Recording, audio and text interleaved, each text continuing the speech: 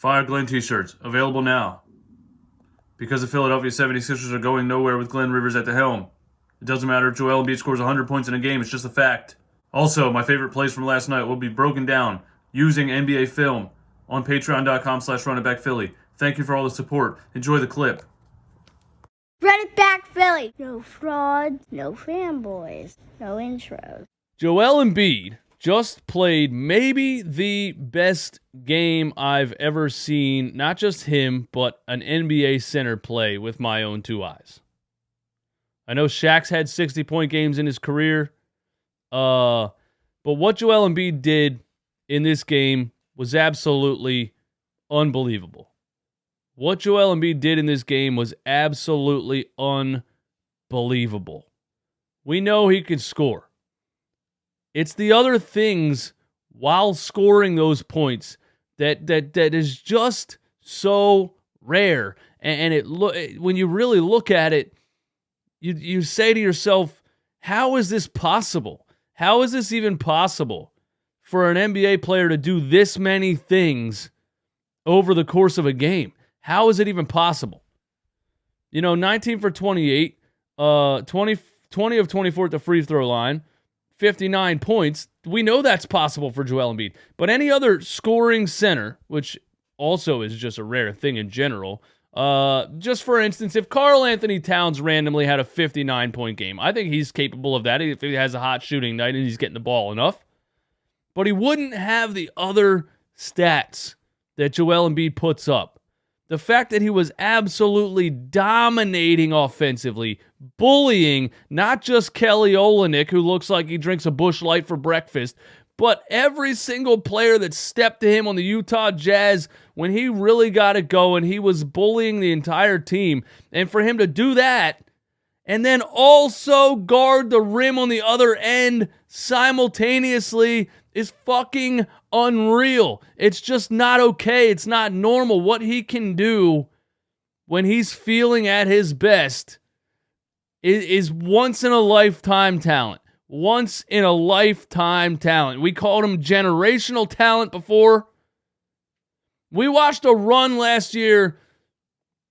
When he went on that run last year where he had more 40 in 10 games than any Sixer in history, where he had more 42 in 10 games than any NBA player over the course of those games, he just crushed so many records in that run. And he started this season slow, and then he had the flu or whatever sickness he had, and now he's back. He looks like he's in shape, and he's right back to where he was last year, and it's not a generational talent anymore. We're not saying that anymore. This is a once-in-a-lifetime talent. This is a one-time, once-in-a-lifetime talent. I'm talking Michael Jordan, LeBron James, Wilt Chamberlain, Magic Johnson, Joel Embiid. I know he doesn't have a ring, but I'm just talking just based off of skill and everything else he does on the floor simultaneously. At his size, he is a once-in-a-lifetime talent. And I know people are going to come at me for putting him in that category with those other legendary players, but I don't care. This guy is a once-in-a-lifetime talent. For Joel Embiid to drop 59 points in a basketball game on an array of shots, on an array of just, I mean, he started this game staring at Kelly Olynyk like Kelly Olynyk stole his girlfriend in high school. That's how much he hated Kelly Olynyk from the time the ball was tipped.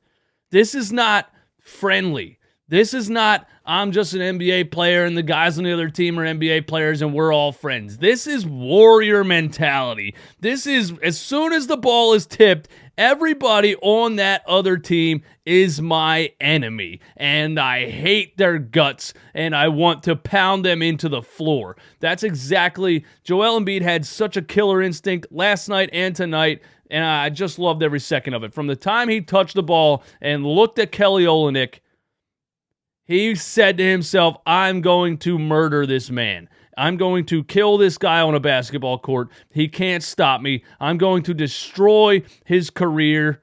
I mean, this was Eminem Machine Gun Kelly level of destroying.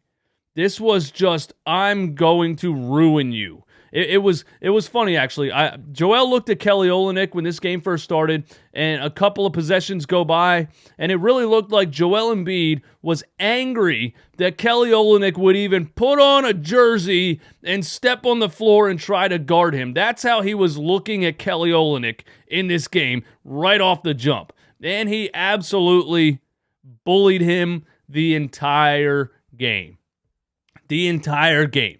I mean, Kelly Olynyk rode his skateboard down to the arena and got bullied for 36 minutes and 41 seconds, and then probably Ubered home because he's sad and tired.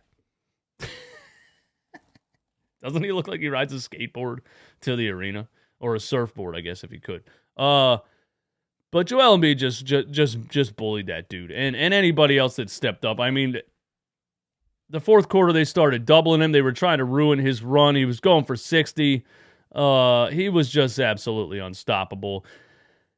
And in the fourth quarter, he had 57, and he tried to pull a turnaround fadeaway from 25 feet out to give him 60. It hit the back of the rim. I swear to God, if he hit that turnaround fadeaway on double coverage from 25 feet to get 60 points, I would have body slammed my cat in excitement, who I almost body slammed when the stream first started. Joel Embiid's out of his mind right now.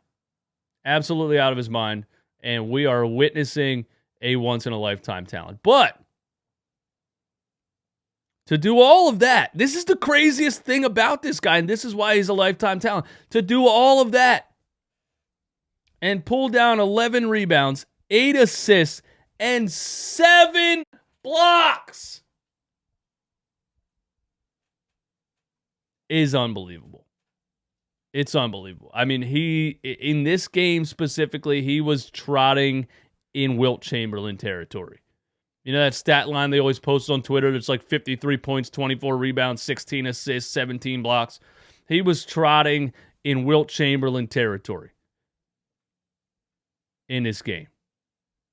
Wilt had games that were, if you put Joel Embiid against a bunch of 5'10 guys in 1960, what would he do? But it was unbelievable to watch him do what he was doing on the offensive end, and then to continuously come down the other side of the floor and block shots at the rim. It was insane. I don't know why the Utah Jazz kept trying to take him to the rim one-on-one. His effort was just on another level in this game. His effort was on another planet. I mean, there was a play where he goes for a chase down block and lands on the back of dude's neck. I don't even know if that was Malik Beasley or who that was. Straight put his nuts on the back of the dude's head. You're all my sons. He had a different level of energy in this game. He had a different killer instinct, man. Different. He wanted a piece of every single play. Every single time somebody came in the paint, he wanted to get that block. Every single time somebody came in the paint, he wanted to swat that thing into the sixth row. Every single time. I'm going to kill every animal in this house. Every single one. He owned Kelly Olynyk. He owned anybody else that tried to step up. Laurie Markkinen tried to step up sometimes. They tried to double him with Jordan Clarkson and Colin Sexton. I mean, what are we really doing here? He was completely unstoppable. He's the only player in NBA history with consecutive 40-point, 10-rebound, 5-assist games. And he just scored the most points in a 76ers uniform since Allen Iverson in 2005. 59 points, 11 rebounds, 8 assists, a steal, and 7 blocks. Absolutely ridiculous. And a plus 25 on the plus minus. Obviously, way higher than anybody else on either team. He actually almost doubled everybody else's plus minus, besides Matisse Thybulle, who was a plus 18. Historic performance from Joel Embiid, and he's back to MVP form. I just raised the question. Is the fact that Joel Embiid has to do this for the 76ers to have a fighting chance against the Utah Jazz a bad thing. But I just think that once Embiid got rolling, everybody else kind of got on the same page, and they were like, hey, it's time to give the ball to Joel Embiid and move the hell out the way. At one point in the fourth quarter, he had 20 of the Sixers' 22 points.